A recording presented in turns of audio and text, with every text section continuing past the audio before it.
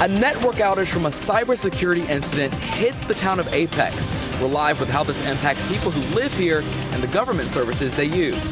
Get ready for one of the hottest 4th of Julys on record, where the heat tops out and the 2 days we have the best chance to see storms. From Team USA's underdog win to Morrisville's role in the sport, we go in depth on cricket's growing popularity in America. Right now at 7, the town of Apex is experiencing a network outage over what they're calling a cybersecurity incident. It's on the radar of federal law enforcement agencies. Thanks for joining us tonight. I'm Ashley Rowe. And I'm Dan Haggerty. And this is impacting electronic payments and applications for people who live there. You may have got a push alert about this just before 5 o'clock when we broke the story. Since then, we've been pushing town leaders for more information about what happened. WRAL's Aaron Thomas is live in Apex. Aaron, unclear tonight how far-reaching these impacts could be. Yeah, and we continue to push these town leaders for answers. We want to find out if this cybersecurity attack is a ransomware attack by any means and what it means for the people who live here. Just within the past 30 minutes, I did get an email from Police Chief Jason Armstrong. He tells me that many of his officers, they're still patrolling the area, but inside this building, a lot of the employees are having to get some of their work done by hand, the old school way, if you will. Now, right now at 7, for anyone who visits the town of Apex's official website, they will see a message about a network outage affecting utility payments and e-permit services. Tonight, I asked the town spokesperson to find out if any personal information from employees or people who live here was shared and if this is a ransomware attack. We're still waiting to hear back on that front. Officials, through a statement, assure residents that all emergency services, such as fire and police services, are fully operational. But people who live here worry about the direct impact to them as taxpayers. As a municipality, they have more resources than I myself would have, and so you would hope that they would have either manpower or something who would be over that so that they can prevent that kind of stuff from happening.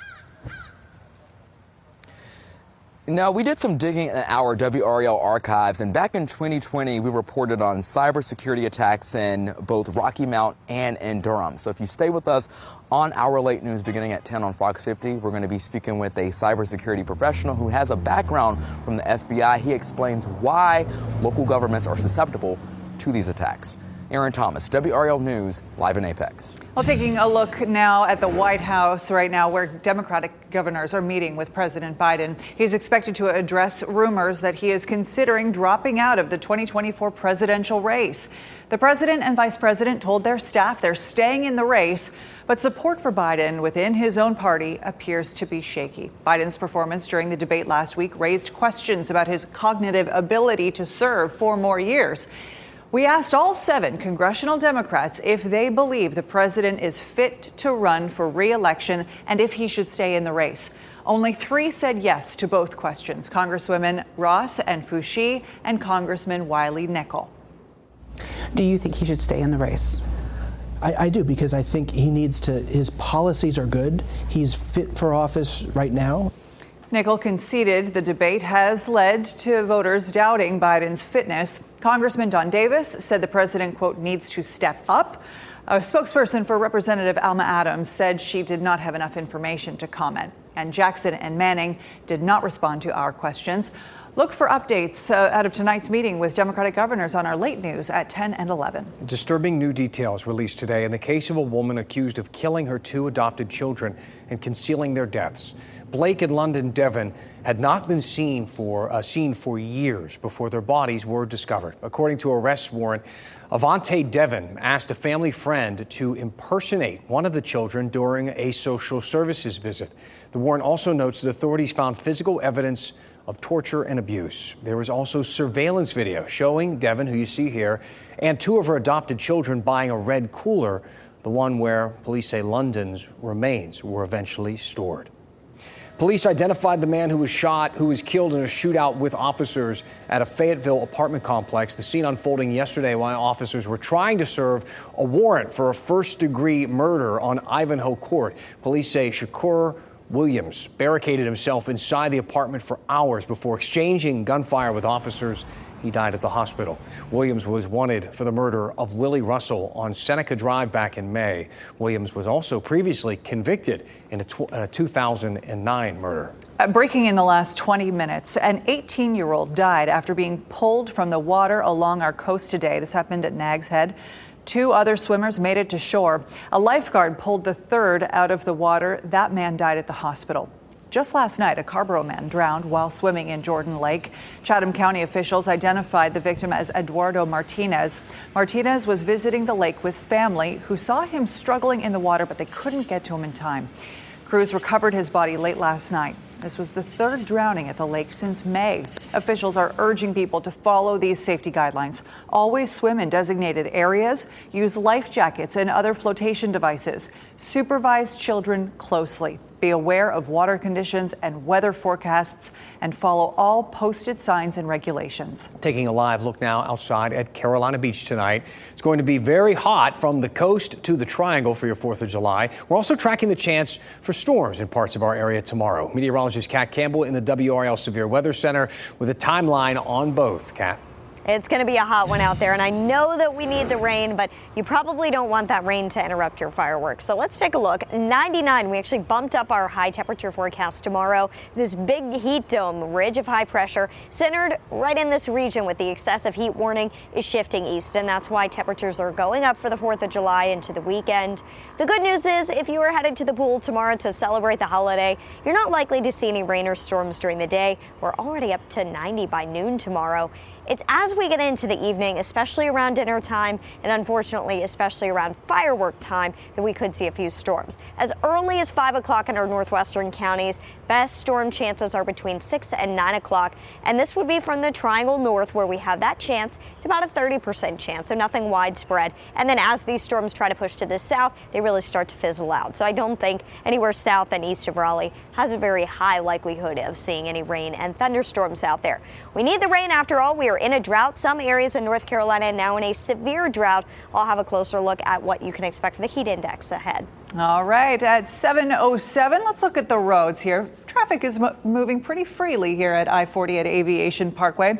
You know, if you are one of nearly 2 million North Carolinians driving to your 4th of July destinations, we have some tips navigating that traffic for you. AAA reports the best time to travel tomorrow is before noon, and you might want to avoid being on the road between 2 and 7 o'clock. Those are going to be the busiest hours. On Friday, you'll have the best luck driving before 10 a.m. You'll have to maybe get up a little early. 11 until 4 will be the most congested that day heading into the weekend. Here's a look at the prices you'll see at the pump during the trip. According to AAA, the state average is $3.31, up only slightly from a week ago. In Raleigh, it's $3.36. It's below the national average, which is $3.51 today. For the lowest gas prices in the country, North Carolina ranks 14th. If you're heading south on your road trip, you can find lower prices in South Carolina. There's a tip for you. The average price there is 8 cents cheaper than North Carolina. Durham police arrested 24 people over the last week as part of an effort to curb violent crime there. Most of the arrests were drug or gun related. Almost a dozen guns were taken off the streets. WRAL's Monica Casey spoke with police about why they say these types of arrests do have an impact on more serious violent crime. Durham police tell me, given the current staffing numbers, this was a big pull, bringing together people from many different units. The goal was to curb violent crime and send a message to the community that they're committed. Durham police have focused on 3 areas where violent crimes have happened recently: the Fayetteville Street Corridor, Cornwallis Road, and McDougal Terrace. Lieutenant Brad Fry tells me this was a proactive initiative with about 50 employees involved. So by directly getting these specific guns off the people walking around in the areas where the shooting is occurring is therefore nullifying the shootings. Do you believe any of it is gang related? I do. 2 of the 24 people charged were under 18. Police say they were carrying concealed guns. Arrest warrants show many of the people charged with drug-related offenses were in or near public parks, specifically Unity Village, Edgemont Park, and W.D. Hill Recreation Center. Speaking with community members after leaving scenes or arrests and stuff like that, we saw mostly support from the community. Most of the people that were arrested while they may be from Durham, they're not from the specific communities, and I don't believe that they're wanted there. In Durham, Monica Casey, WRAL News. Still ahead, many of you emailed us about the SpaceX satellite launch this morning. This was amazing. It was visible from all across the triangle. We're going to hear from an expert about why we could see this kind of rare occurrence. Plus, we're going to go in depth on cricket's growing popularity in America and right here in the triangle. Coming up next.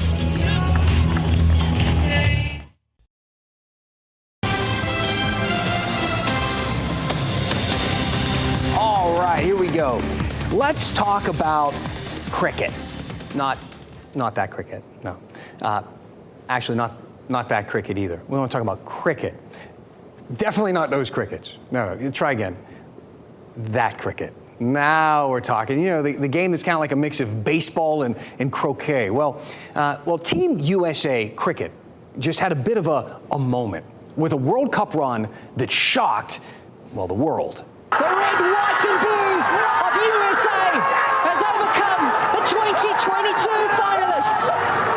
The stars and stripes are flying high and proudly in Dallas, Texas. This was amazing. This was unbelievable. Some actually think that the U.S. win over Pakistan was one of the biggest ever. Will go down as one of the most unlikely upsets in the history of sports, not just cricket, sports. Some journalists saying this, that it was as stunning as the miracle on ice. I really, really want you to understand how crazy this is. It would be like, I'm trying to think of a good analogy, like Japan beating us at football. Team Japan is off to the championship game at the IFAF 2024 World Junior Football Championships.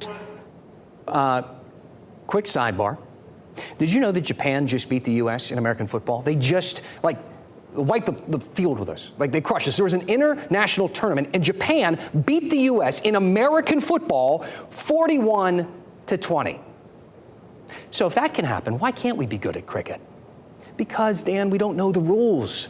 We don't know how to score points, what a wicket is, or why they're dressed like Ben Affleck from Dazed and Confused wearing hockey pads. But don't worry, there's a local remedy. There's an easy way to learn. You just get in the car and drive to Mooresville. Because you may not know this, but it's one of the most important spots in the country for the growth of the game worldwide. They have a professional grade field, which is good because this weekend they'll be one of 2 towns in America hosting Major League Cricket. Games actually start on Friday with teams representing New York, LA, Washington, Seattle, and San Francisco. And this isn't just a few days. The season lasts weeks with Mooresville at the center. Now, look, I get it.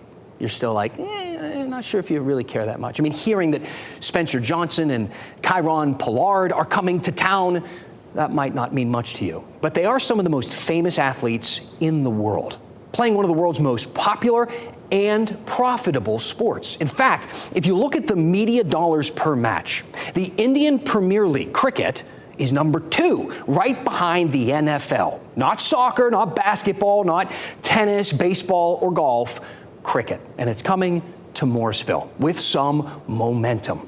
Like I said, cricket is having a moment in the U.S., and it only took us, 273 years to show some real interest. Here's a clipping that details the earliest recorded match in our country in 1751, which is, technically before it was even our country. But it said, last afternoon, a match at cricket was played on our common for a considerable wager. 3 shillings and a 6pence for the rapscallions from New York. Is that a lot? How much is a 6pence? Cricket was a big deal here back then. Even George Washington played it. We were even part of the very first ever international cricket match in 1844 when the U.S. played Canada. So what the heck happened? Why'd we stop caring about cricket? Well, baseball happened. That sport took off after the Civil War. Baseball was an American thing, and doing our own thing is, kind of our thing.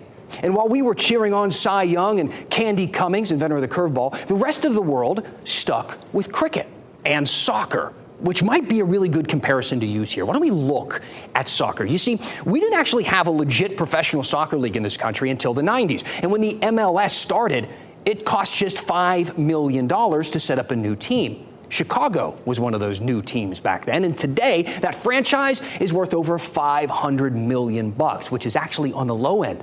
LAFC is worth more than $1 billion. So what might Morrisville look like in 30 years? Though, to be fair, soccer versus cricket isn't the perfect comparison. Sure, when I was a kid, we didn't have pro soccer, but just about every high school did have a team, and that's not really the case with cricket. But it's starting. Morrisville has the Triangle Cricket League. They offer camps for players at all age levels. Core Cricket and Cricket Drive are youth programs in the Raleigh area. They train kids, they host matches, they offer coaching.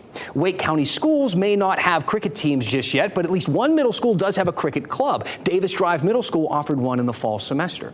So, look, we might be a little late to the cricket party, or more like out on a 200-year-long beer run, but Team USA and Morrisville are trying to reel us back in. And give it some time. Who knows? This cricket in America thing might turn out to be a boundary six.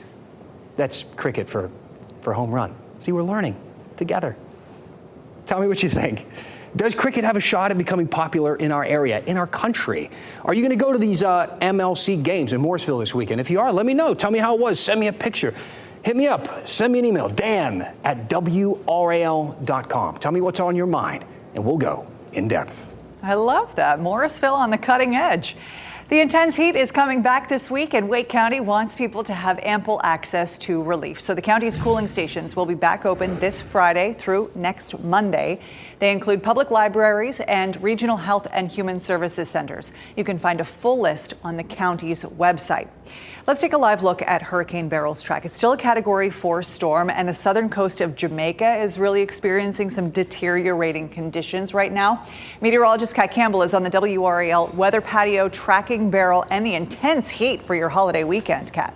And they're actually connected to some degree, because the high pressure system that's going to be sitting over top of us, bringing us the intense heat, is what's steering Beryl to the west right now. For us, the big story, not the tropics, but the heat. So let's start there. It could be one of the hottest 4th of Julys on record. 101 was the hottest ever back in 2012. We expect to be at 99 for the high tomorrow, so that would tie for the second hottest 4th of July on record if we hit that 99-degree high tomorrow. Of course, it's going to feel hotter than that, with dew points climbing back into the upper 60s at least. 103 in the Triangle, 105 in Fayetteville, 101 in Roxborough is the heat index. It gets much worse Friday, 109 in the Triangle. I am thinking we'll likely see a heat advisory issued on Friday. Bottom line here, the risk of heat exhaustion is going up Friday, and you can see why with the heat index between 105 and 110. Make sure that you are taking care of yourself. I know a lot of people want to be outside and enjoying the holiday weekend. Try to take some breaks in the shade and the air conditioning. Make sure you've got plenty of water and sunscreen. We do have the potential for a few pop-up storms tomorrow evening. Best chances are 6 to 9 o'clock. I know that's unfortunate given the time of the fireworks. Again, it is a 30% chance, so we're not expecting them to be widespread, but there could be a few that move through areas from the Triangle north. 89 today out in the Triangle at this hour, 88 in Fayetteville. Feels pretty good out here on the WRAL weather patio now. Felt quite toasty in the sun earlier. We do have fireworks happening in our area tonight. We've got a great forecast. No rain around in Wake Forest, Gardner, or Morrisville for tonight's fireworks. And just check out this WRAL Weather Watcher video sent to me by one of my friends who was in Nags Head today with a drone. Check this out. The water just looking so peaceful there.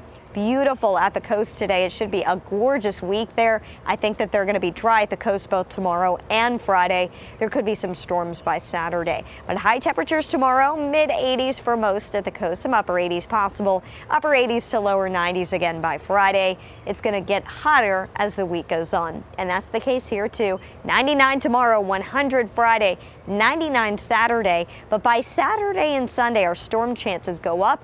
That means we're going to have more storms on the radar each afternoon and evening. It's still not a 100% chance, but you'll have some better opportunities for rain over the weekend, and that unsettled pattern should continue into next week. All right. Yeah, my lawn is looking brown. Oh, me too. All right, Kat, thank you. So did you see something flash in the sky? This morning, a NASA scientist is explaining why the SpaceX launch in Florida was so visible here in our area. Coming up.